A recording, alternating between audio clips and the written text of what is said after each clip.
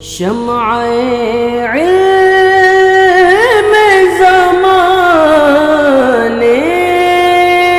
میں جلاتے جاؤ،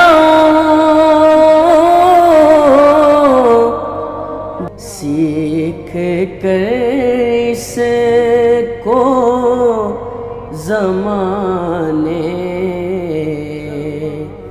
کو سکھاتے جاؤ۔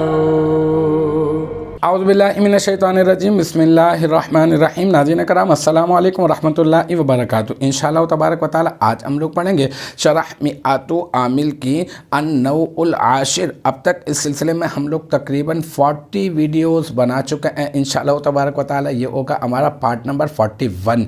ہم لوگ جو ہے اضحیٰ کے بارے میں اور امسا کے بارے میں اور جو ہے وہ ضحیٰ کے بارے میں جو ہے وہ بات کر رہے ہیں، اور ہم جو ہے ابھی تک اضحیٰ کے بارے میں آپ کو مثال دے چکا ہوں، اور اصبح کے بارے میں بھی میں آپ کو مثال دے چکا ہوں۔ آج میں آپ کو امسا کے بارے میں بھی میں آپ کو مثال دے دیتا ہوں۔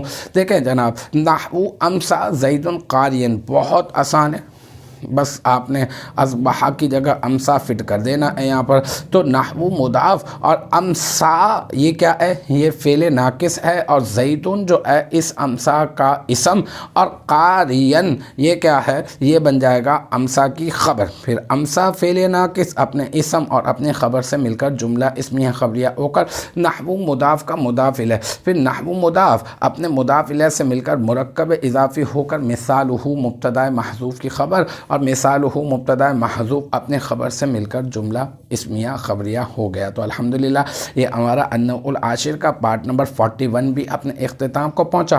مجھے امید ہے کہ یہاں تک کی جو بات ہے وہ آپ کی سمجھ میں آ گئی ہوگی۔ انشاءاللہ تبارک و تعالی نیکسٹ ٹائم اگلی ویڈیو اگلی کلاس کے ساتھ ملاقات ہوگی۔ جب تک آپ اپنا بہت خیال رکھیے گا۔